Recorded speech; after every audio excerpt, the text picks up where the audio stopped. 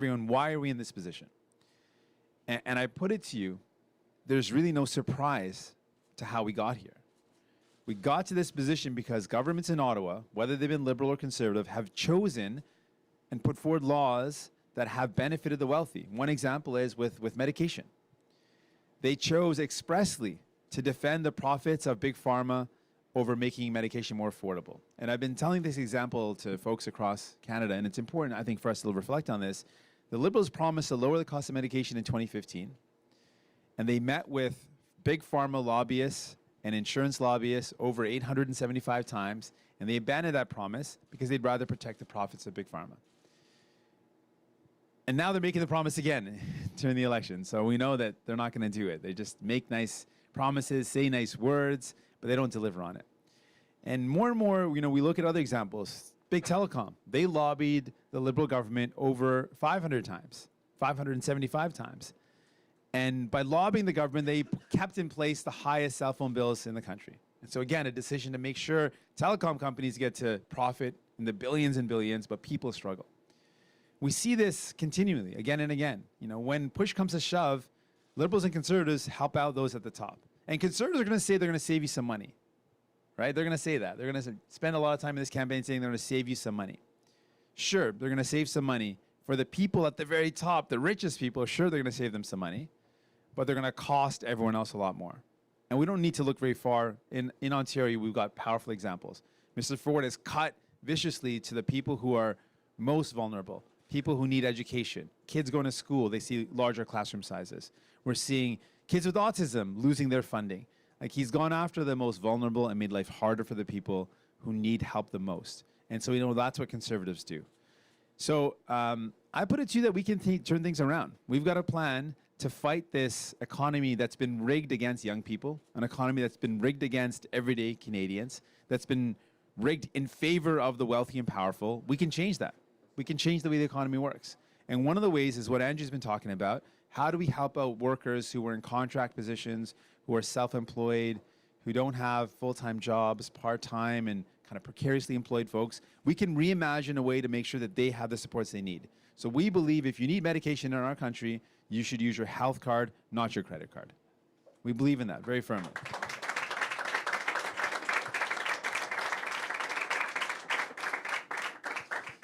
We believe that if you make less than $70,000 in this country and you have no insurance, we are going to make sure you're covered for dental care. That everyone in our country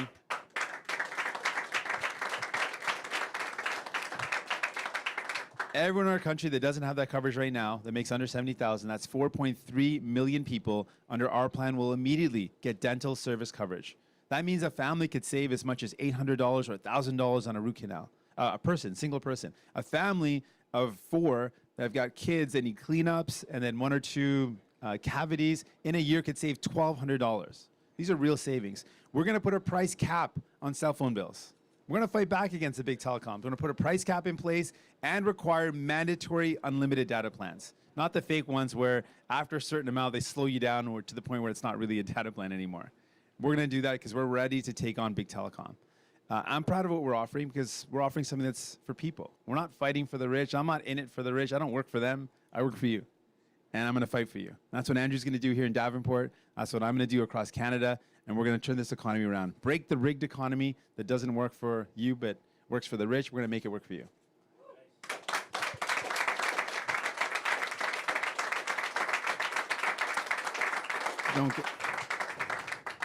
Donc, on a une économie qui ne travaille pas pour les gens qui travaillent pour les plus riches. On a un système créé par les conservateurs et libéraux qui donne des avantages pour les plus riches, qui donne des avantages pour les grandes multinationales, les grandes entreprises, mais il ne fonctionne pas pour monsieur, madame, tout le monde. Il ne fonctionne pas pour la jeunesse.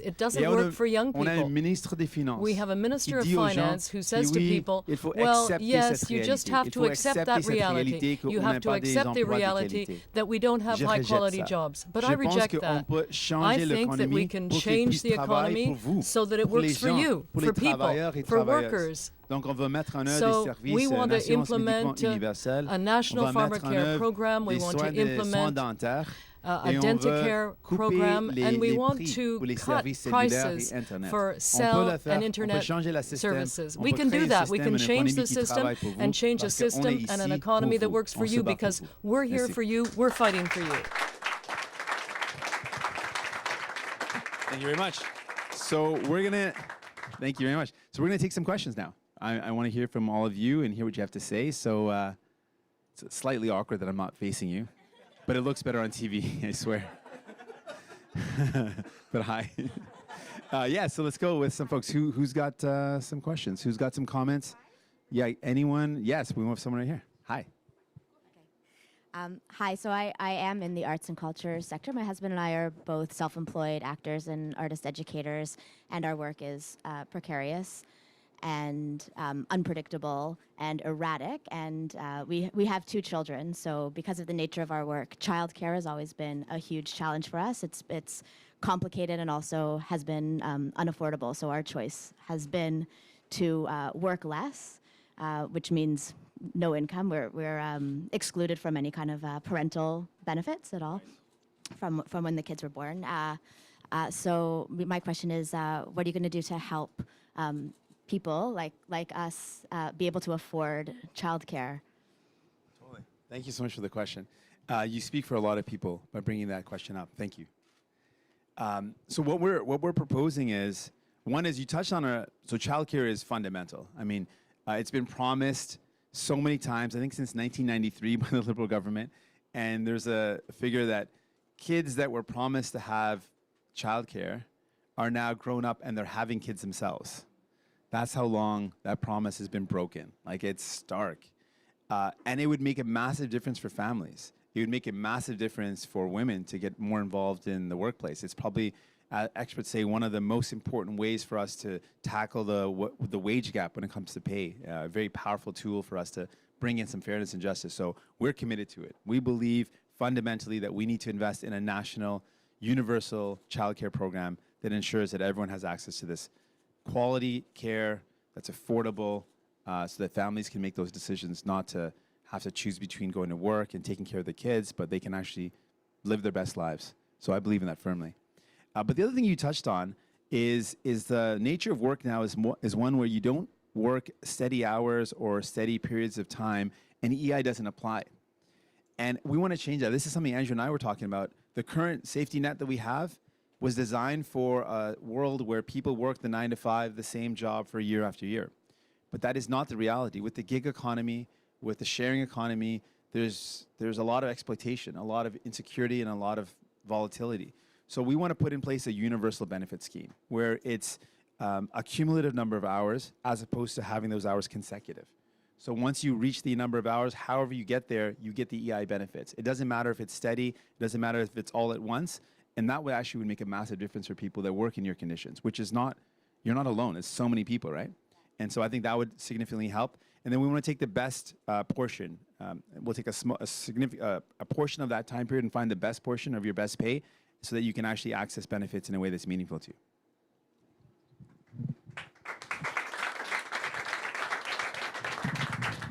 More questions. Who do we got? You got anyone else? We have someone here. We have someone right there. Yeah, go right there maybe. Yeah.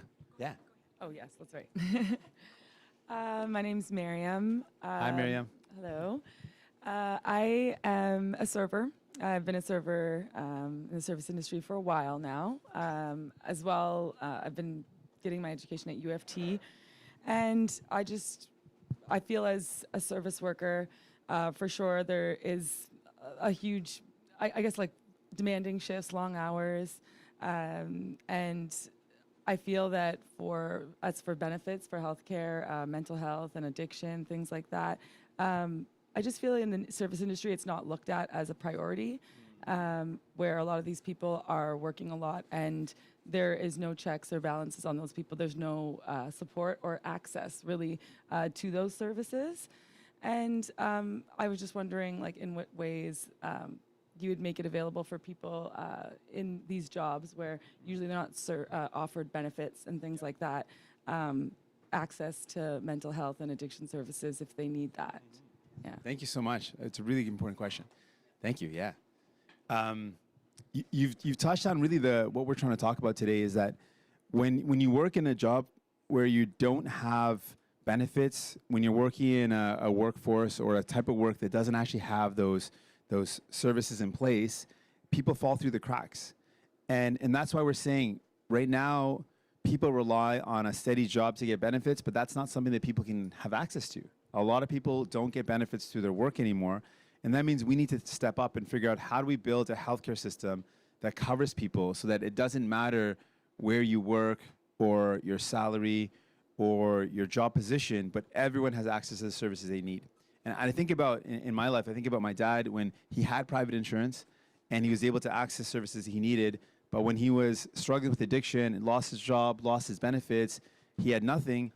It was a publicly funded rehab center that my dad was able to find that was able to accept him, and then he was able to get better. But so many people aren't so lucky, because when you rely on the publicly funded rehab centers, there's not that many. And a lot of times people fall through the cracks. If you need care right now, you make the decision, I want to get better, and there is no services and there's nothing available, there's no beds available, then you might lose a loved one and lose that opportunity. So for me, I really passionately believe that your job status, your income level should not determine your access to benefits. And that's why we're reimagining benefits and saying our healthcare system should cover you from head to toe. Your medication should be covered. You shouldn't have to worry about benefits covering your medication. We are going to cover that with our plan. Your dental care should be covered by a healthcare plan that doesn't exclude the teeth as somehow separate from our health, right? We want to include our dental care into our healthcare system. And you mentioned addictions and rehab and mental health services. This is a massive gap in our healthcare system. We know that there's actually more and more need for mental health services, but there is nothing that realizes or recognizes how important that is right now in our healthcare system. We want to include that, rehab, addiction services, and mental health services as a part of our healthcare system. Yeah. Thank you. More questions? Okay, we're going to get over to here, this side soon. Yes. We got someone right here? Yeah. My name's Nigel. Hey, Nigel. Hey, Jagmeet. For the last 7 years, I've worked as a personal trainer, so I've been self-employed or worked on contract. So for that period, I haven't had any benefits or coverage. And for that same time, I've also had prescription drugs that I take every month, or well, every day, but I have to pay $100 a month. And it's something that allows me to function and work and live, a good life.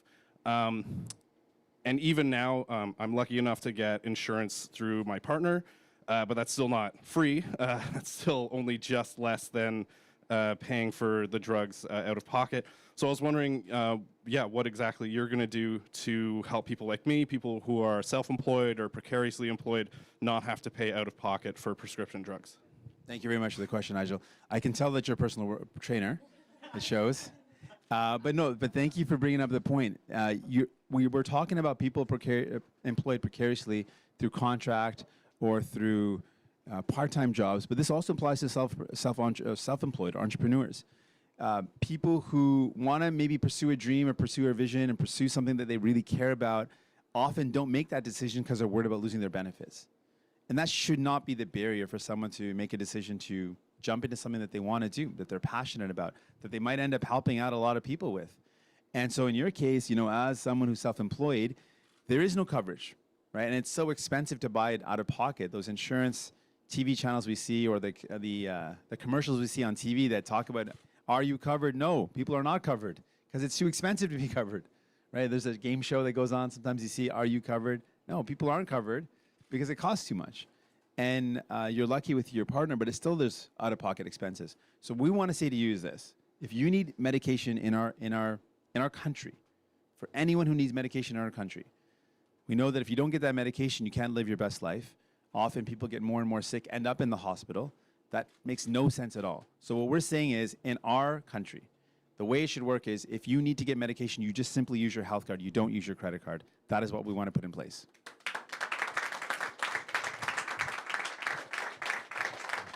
Thank you for sharing. We're on this side. Okay, this side. Anyone now? We've been neglecting this side here. We got someone right here. We got someone right there. Hi. Thanks so much. And it's so refreshing to see federal politicians come and talk to precarious workers, because that's not something that happens enough in this country. So thank you both for coming out today. My name's Xavier. I'm a contract faculty worker. I teach at 3 different post-secondary institutions across Southern Ontario. I live with my partner in a 1-bedroom apartment that's less than 400 square feet with our large dog. We'd love to move for more space, but in this city, you can't afford anywhere because we've lived there for 6 years now. What would you do to help make housing more affordable for people like us in this city? Thank you for the question. And I'm sure many people in this room are wondering the same question about housing. It's something that's top of mind everywhere in Canada, but particularly top of mind in a city like Toronto. It's tough, eh? Finding a place to live, it's super hard. I mean, so many people are in your position where they cannot leave the place that they're in right now because they're thinking they're not going to be able to find any less rent, and they need maybe more space and they just can't. And they don't want to leave the city, right? Like, you've probably built a connection, you've got friends, and you've got a life here, you've got folks that you want to stay connected with, and moving would mean being disrupted from all those things, mean losing those connections, losing that sense of community that you've built. So it's a complex thing, right? There's not one thing that's going to fix it, but there are a couple of things that could fix it if we had the courage to do it. So one is the root cause is that the housing market is out of control in Canada. And the reason is, a couple of reasons. One is there's a lot of folks that look at Canada and look at our housing market and say it's a stable market, we can put some money in there and just sit on it and it'll grow. So they're using our housing market like a stock market. And I'm not about that. I don't think that makes any sense. When people are using our housing market like a stock market, they're basically excluding people from having a home. So one of the things that we've seen that's worked is in BC, they put in place a foreign buyers tax because they want to stop foreign investors from essentially using Canada as a place to drop their money and effectively driving up the cost of housing, which benefits them but hurts all of us. That's another example of laws that are in place that allow this to continue, benefit really rich folks. They don't benefit everyone else. So what we want to do is change that. So we want to build on the success of that program in BC and put in place a national foreign buyers tax.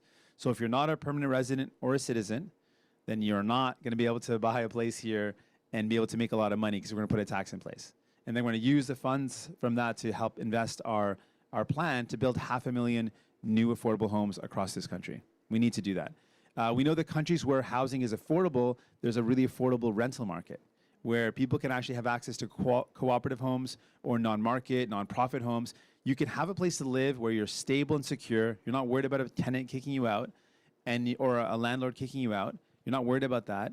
And you know that it's affordable. It's not going to cost half your salary. It's going to cost something reasonable, 30%, 25%, so you can have money left over to pay for the rest of the expensive bills that we have. But that's a real serious way to create an option for people to have affordable housing. And then people who want to buy a home, it'll take off some of the pressure so that we can actually have people that choose to own a home. That's an available option. People who want to rent affordably, that's available. And we also want to help first-time home buyers. We know that people are kind of on the edge. They can kind of afford it, but the mortgage payments might be a little too high. We want to lengthen the period of a mortgage payback so that people can have lower payments so they can actually afford it. We also want to double the first-time home buyers tax credit just to give a little extra help for first-time home buyer. So with those measures, I think we could actually really meaningfully tackle this really serious issue. Yeah, thank you.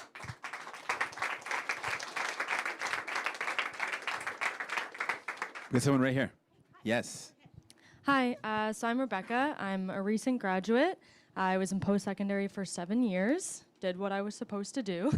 And for most of it, I worked 3 jobs to put myself through school because I didn't want to have debt. I had to take off a year to save up to make money, and most of my friends are in 80K of debt, and I didn't want to be that person.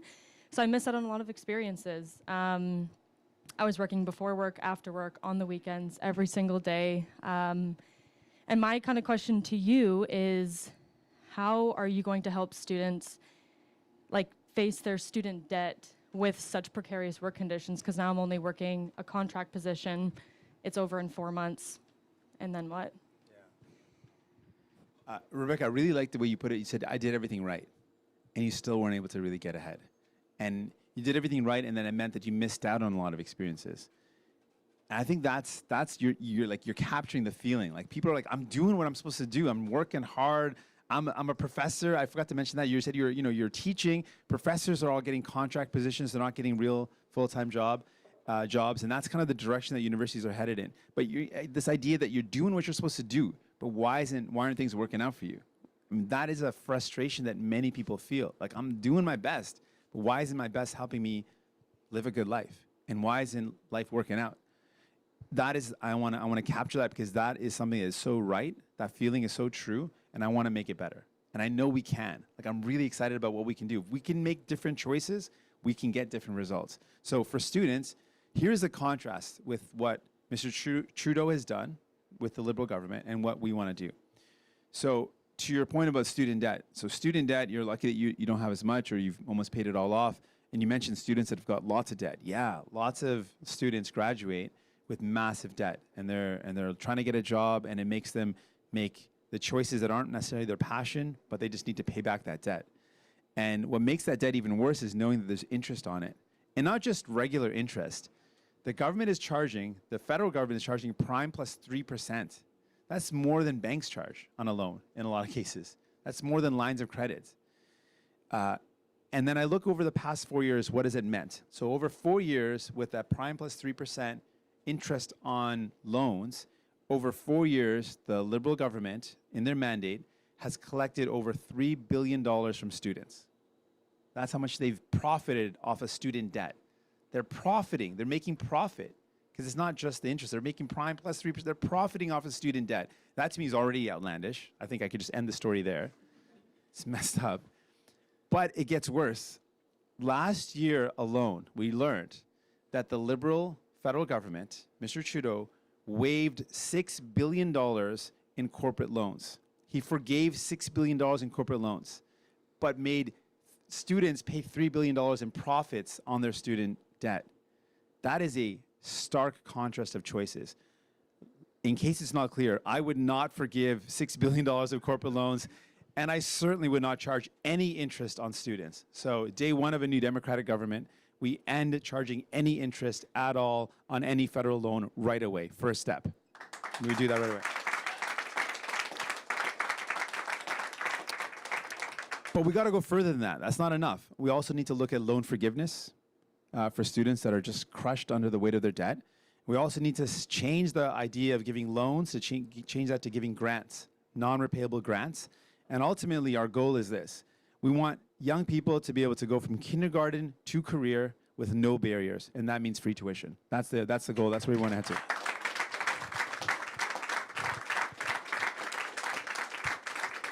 We got a hand right there, and then we got some people on the side.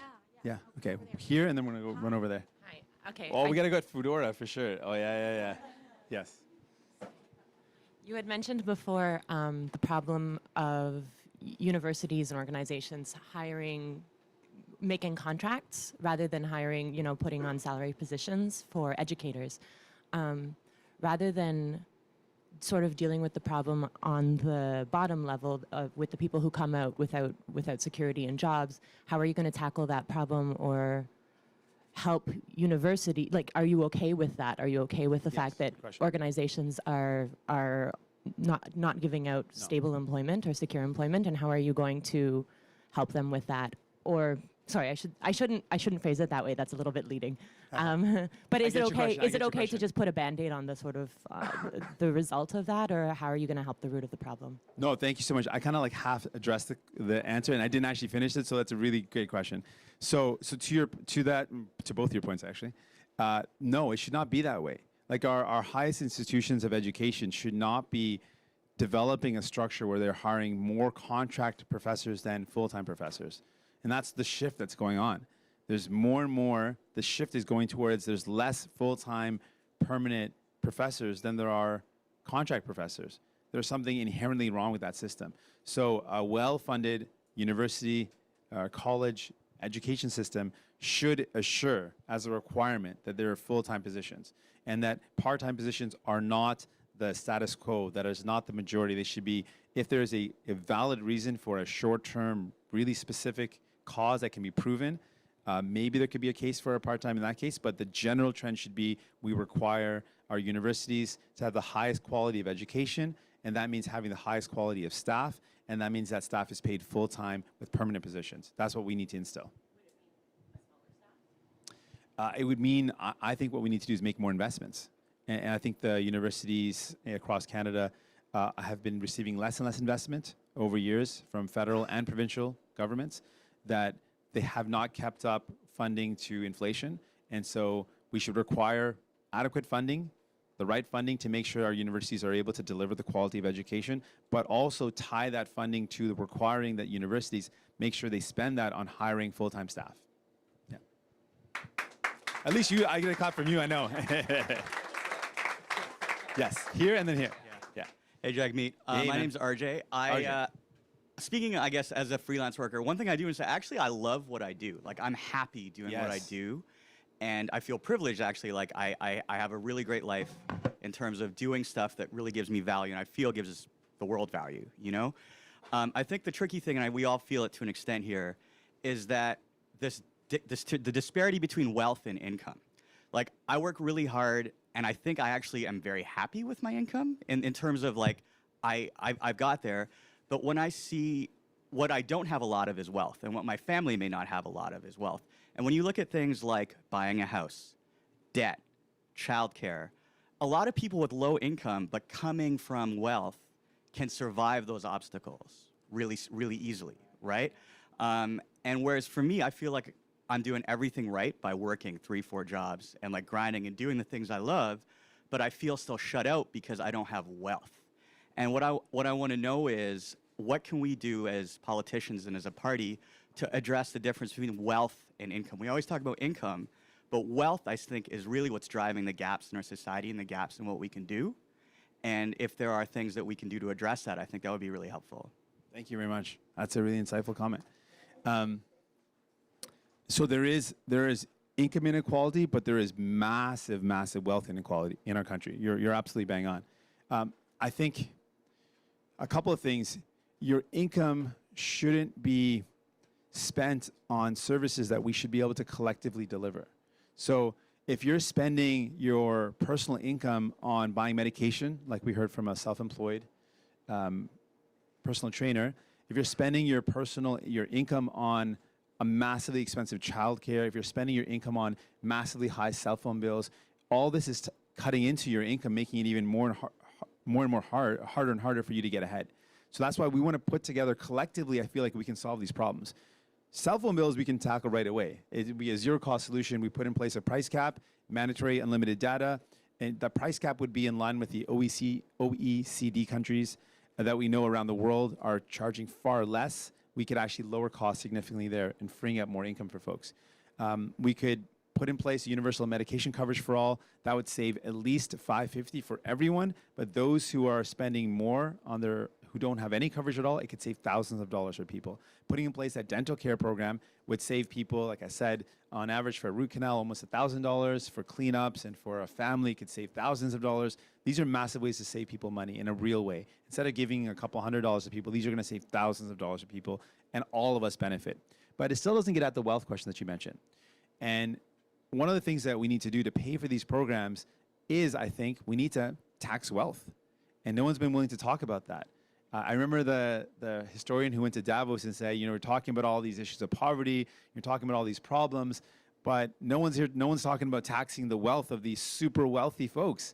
It's like we're going to a conference on fires, and we can't talk about, or we're going to a conference on being a firefighter, you can't talk about fires, right? Like, it doesn't make any sense.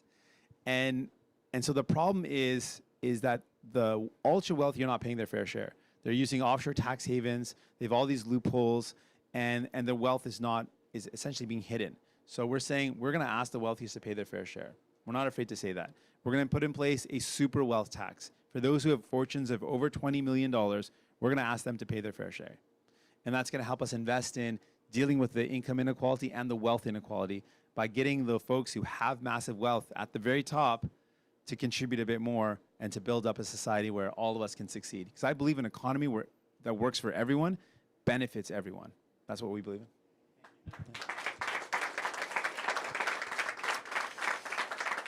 We got time for one more. It's got to be this one right there. It's got to be the Foodora guy, my friend. Oh, of course. Yeah.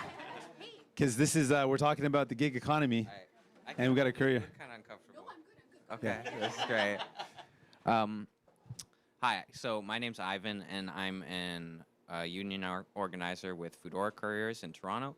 Hey. And thank you. But what I wanted to ask about is basically one of the main struggles I've encountered in this union drive, because I believe that forming a union is one of the best ways you can, improve your living standards in such a situation, is that because of the nature of the gig economy, employers have basically rebranded the way they treat their employees, in the sense they're not employees anymore, right? All of us are independent contractors. And it's so prevalent, especially in the gig economy, and it's one of the main factors in basically preventing what I'm trying to do right now. Like, the stage we're at right now is we already have a union. We already got people to vote for us. We already got cards signed. But it's literally just the employer has the right to say, you guys are independent contractors, therefore you cannot unionize. So we're in this struggle answering this stupid question, frankly, right now. That's going to take months. It could take years. Who knows? So what I wanted to ask about is, could the federal government do something, especially in a case such as this, where in Ontario with such a belligerent provincial government, what could the federal government then do? Could they enact certain labor changes, such as they've done in California, wherein they put the onus on the employer to prove that these people are not employees, rather than the way it is right now? Is that something the NDP is looking into? Huge yes. Huge, massive yes. Yes. Because what you're describing is the exact phenomenon of the gig economy. People talk about, on one hand, technology can make life better and how it makes life easier. Sure, there's some opportunities to make life easier, make life better, but it also makes it easier to exploit people. And that's what you're describing. That with the technology, things that would obviously be considered an employment are now being considered a contract position. And so we have to look at modifying our laws, our labor laws, to move with the times. And to do that at the federal level, I'm prepared to commit to making sure we review federal laws around what is contract work and what is an employee, and hopefully influence provincial governments around making sure we make that definition more accurate to the modern days that we're in, because it's very clear that if you're working for Foodora, you're absolutely an employee. As much as they want to spin it like you're not, it's very clear, it's very obvious. But you're right, right now the onus is on the workers to prove that they're not a contract worker. So this is something I'm committed to. I think you've kind of touched on the heart of what we're up against. As technology changes, our laws have to change and adapt to make sure workers are protected, that people are protected, and that we've got a system in place that assures that people have benefits when they need it, that benefits don't rely on jobs that are part-time and precarious, but we've got a healthcare system that includes coverage for everyone. We're going to reimagine and re-envision an economy that works for people, and that means having a better EI system that accounts for people who don't work a steady 9-to-5 job, but they can still access EI. And that means having the benefits for dental care and medication coverage that don't rely on a company providing it, but our healthcare system publicly, together, we deliver it. That's the vision of what we're all about, and that's what we can do together. That's the exciting part of this campaign, is that these are the choices that we can make. We can choose to change things. And I'm hopeful that with all of your support, that's what we're going to do. Thank you.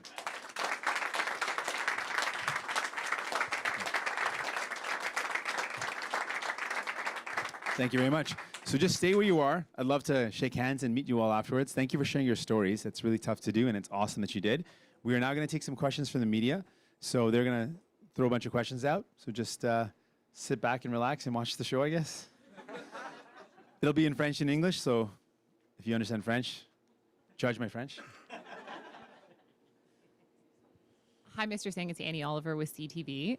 You talked about how funding for universities hasn't kept up with inflation, and you want to increase funding for them and make sure that's tied to full-time employment. I'm wondering how you intend on doing that, given that funding for universities and colleges is provincial, and many provincial governments are extremely cash-strapped at the moment and have massive debts themselves. So how are you going to try to convince them to increase funding, and then on top of that, tie that to full-time work?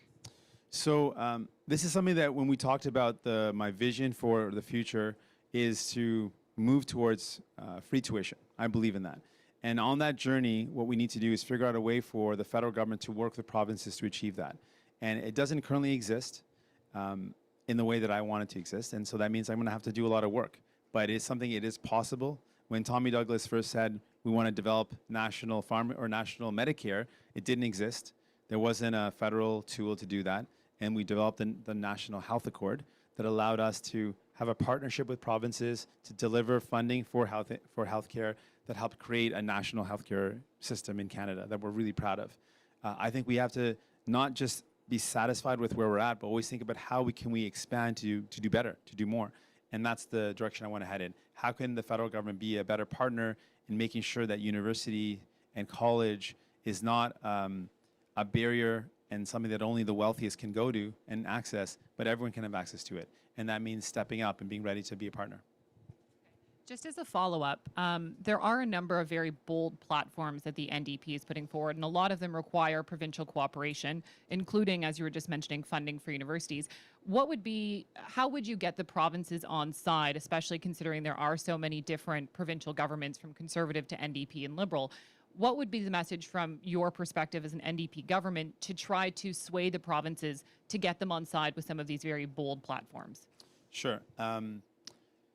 Well, the first one I can take, for example, for pharmacare, this is what I would do. I would sit down with all the premiers. This is a program that we've got in place, and I'd say, you're already spending money on medication. Every province already purchases medication. They have a system to buy it for hospitals. So if you're visiting a hospital, most of your medication is covered when you're in the hospital. So I'd say to the province, for the amount of money you're currently spending, the exact same amount, we're going to put in place between $9 to $10 billion. And we're going to not just cover the people in the hospitals, but every single person in your province. And we're going to get it done in 1 year. We're going to set up a board where you're going to be able to sit at that board and be a part of the decision making. I can't imagine even the most conservative premier that would be able to survive if we put forward this plan and said, you can cover every single person in your province. Every single human being that needs medication in your province will be covered for not a cent more, just by combining our buying power and using the buying power of 37 million Canadians. We can deliver healthcare for everyone in our country. I can't imagine anyone who'd say no to that. And I'd start there and then build on that success with other programs. You can clap to that, yeah? Pretty good answer. Bonjour, Monsieur Singh, Christian Noël de Radio-Canada. Good morning, Mr. Singh. Vous avez parlé de l'assurance emploi et d'accumuler les heures de façon cumulative plutôt que consécutive. La question, c'est est-ce que ça va entraîner un coût supplémentaire au Trésor canadien et quel effet ça risque d'avoir aussi pour les travailleurs? Donc, oui, ça va avoir un coût, yes, it will have a cost, but it's necessary in order to respond to new situations that now exist. Because we know that right now there are many people who work in the new economy, which means that people don't necessarily have traditional jobs, or they don't have traditional hours, and they can't necessarily accumulate enough hours to have access to employment insurance. So it's important to realize that there are new scenarios out there, and one of our commitments is to change the system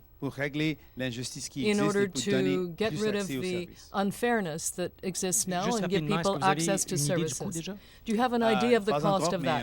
Not yet, but we will be able to give you the details. Yesterday we were in Windsor and you were saying, I have a lot of energy, the campaign is going well. I know you didn't talk about polls, but the fact is, with respect to the polls, you're well behind in third place. Are you aware of just how much ground you have to cover in order to win? Well, in this campaign, I have an opportunity to talk to people, and my job is to share those messages with them. We can change the system. We can change the economy. Instead of working for the rich, we can have an economy that works for people, for everyday Canadians.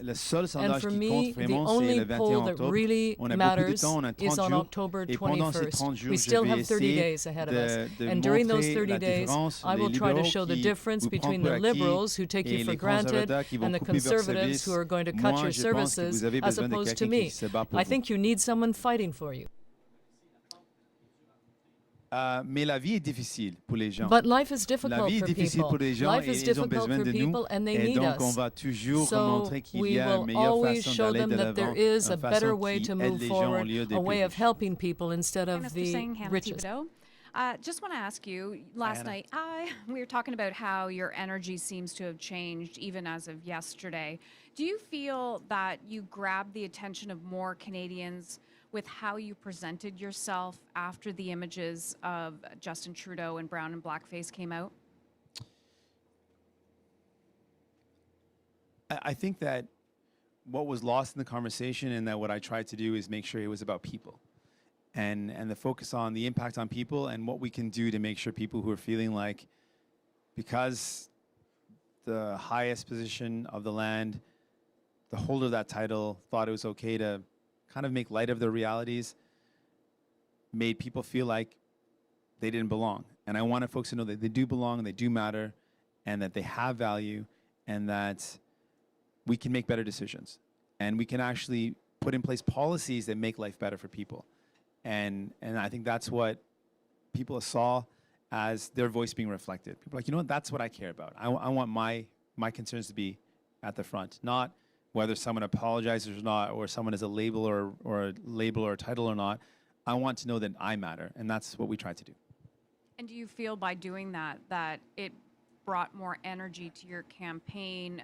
More people are starting to look at potentially you in the NDP now as a choice? I think what happens when people see themselves reflected in a campaign, they feel engaged and energized. And I want people in this room to know, like, we get it. We get that life is, like, you're happy with the work you're doing, but you feel like you're getting behind. And we can do better things. And I want people to see themselves reflected in our campaign. And that's why we're having this chat with all of you. And hopefully all your beautiful faces are going to be captured on the TV screens, because you are the people that we're fighting for. Like, we're in it for you. Like, you are the people that I want to know. Like, when I'm out there, I'm fighting to make sure that you get the dental care that you need, that you get the medication coverage you need, that you don't struggle with student debt, that you can be an entrepreneur and not worry about giving up your benefits. That's who I'm in it for. I'm in it for these good people here. And I feel like that's what people are seeing more and more in our campaign. I'm always feeling energy. I'm in rising spirits. My mom gave me this saying. It's called Chardi Kala. It's rising spirits in the face of whatever the odds may be. And so for me, that's what people go through every day. That's what I went through in my life. And I know that it takes a lot of rising spirits, courageous optimism to keep on pushing ahead. And I always have that, no matter what happens. Yeah. Hi, Mr. Singh. Nick Taylor-Vasey from Maclean's. Hi, Nick. You talk to these folks. They remind me a lot of my friends, a lot of challenges. You made a lot of promises, fairly ambitious promises in this platform. Do you think this is like a one-term project? There's a lot there. Is it a one-term project? Is it more than one? If it is a one-term project in that platform, how do you feasibly tackle just so many files like, student loan forgiveness, housing, dental care, medical care, pharmacare? That's a lot. Yeah. Well, let me break down a couple of quick examples. So our dental care plan is a very bold plan. It's very ambitious. We're going to cover 4.3 million Canadians. That's a big deal. Right now, there's 4.3 million Canadians that have zero coverage, and our plan is going to make sure they have coverage right away. That plan, we got to cost it out. It's going to cost $856 million. Now, just to give you a contrast, that's how much this plan is going to cost, and it's going to help 4.3 million Canadians. On the other hand, in the last year alone, this is just 1 year of Mr. Trudeau being in government. I want to just tally up some of the decisions he's made. He gave $14 billion away to the wealthiest corporations during the fall economic statement to allow the wealthiest corporations to buy corporate jets and limousines. That plan alone, $14 billion, could 14 times over pay for our national plan to cover dental care for those who make less than $70,000. That one decision that he made would cover 14 of the promises I'm making, right? Just to give you a contrast. He forgave $6 billion in corporate loans. That's basically giving $6 billion, He gave $6 billion to corporations. In the last year, he said, these loans that I'm owed, I'm just going to say I'm going to give them back to the corporations. That's a cost of $6 billion to us. That pays for the dental plan that I've announced 6 times. He bought a pipeline for $4.5 billion, a pipeline that the private sector walked away from. Again, that pays for the dental care plan that I'm talking 4.5 times. So our commitments are very different, but they help people directly. And that's the matter of our choices. We've got limited resources, I get that. But it's what we do with those resources. What I would do is not give money to billionaires. I wouldn't give $12 million to Galen Weston so they could buy fridges. Like the Loblaws was given $12 million. I would invest in pharmacare for all, and I would invest in dental care for all. And we also have a revenue stream that we're talking about. Imposing a tax on the super rich, closing tax loopholes, ending offshore tax havens, so we can pay for this. It's really just a matter of priorities. There's so much that we can do. And I don't want people to believe that it's not achievable. It is achievable. It just requires different priorities and different choices. We're going to make those. Follow up. You talked about cell phone price caps and how they'd be in line with OECD countries. Is there anything specific on what that cap would be? Yeah. So the cap is actually, this is going to be really odd, inspired by the States. The States put in place a price cap. And so when people say, oh, how can you do it? How can you put in a price cap? Even the United States put in a price cap on cell phone bills. They put it in place. It drove down the cost of cell phone bills, and then they removed it once the bills were brought down. We need to do that here in Canada. We're paying way over the OECD amount. So we would look at the average cost amongst OECD countries and make sure that we put in a price cap for a data plan or for a cell phone plan that's in line with the average price for an OECD country. And then on top of that, the second thing we can do, again, zero cost solution, the CRTC controls all of this. We can put in place a requirement that there has to be a mandatory, affordable, unlimited data plan, a truly unlimited data plan. Right now, what companies are allowed to do is before, I used to hate these messages, you would have a plan that costs like $80. And then you go over and they're like, all right, if you want to buy 1 gig of data, it costs $40. I'm like, what? Half my whole monthly plan for 1 gig of data? And you need the data, so you're like, press yes, and then you pay for the $40 and it hurts. And then after you see this bill, and you're like, what am I doing with my life? So, in my choices. So, my point is that we can actually end that. It does not have to be that way. And now they come up with a solution after we announced that we'd put in place the unlimited data. Just by coincidence, all the big companies are announced unlimited data plans. But they're fake unlimited data plans because after a certain amount, they throttle you, which means they slow you down. So you have to, again, get the message, do you want to speed up your internet? It'll cost you $50. What? So we want to end that. And that's something we can absolutely do. And it is unfair. We're paying the most per gig in the world in terms of our data prices. We're literally getting ripped off. And it's because big telecom have been allowed to do so. And we're not going to let that happen.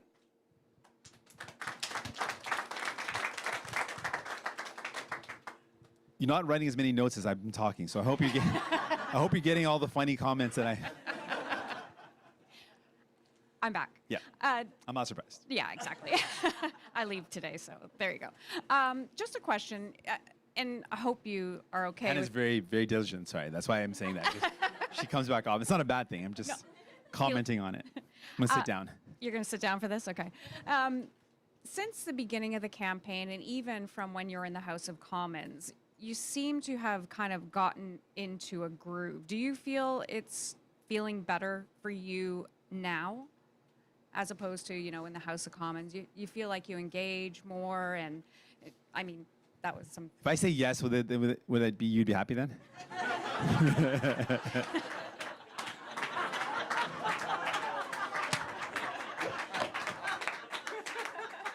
Okay, next question.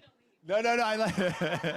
Yeah, things are good. We had a good campaign. I'm having a good time for sure. I'm having a good time. Things are tough for people, but if you're not having a good time fighting for the things you believe in, then you're not in the right line of work. And I love what I'm doing. I believe in what I'm doing. I think it's important for people. And I have a good time because I'm fighting for things that I believe in.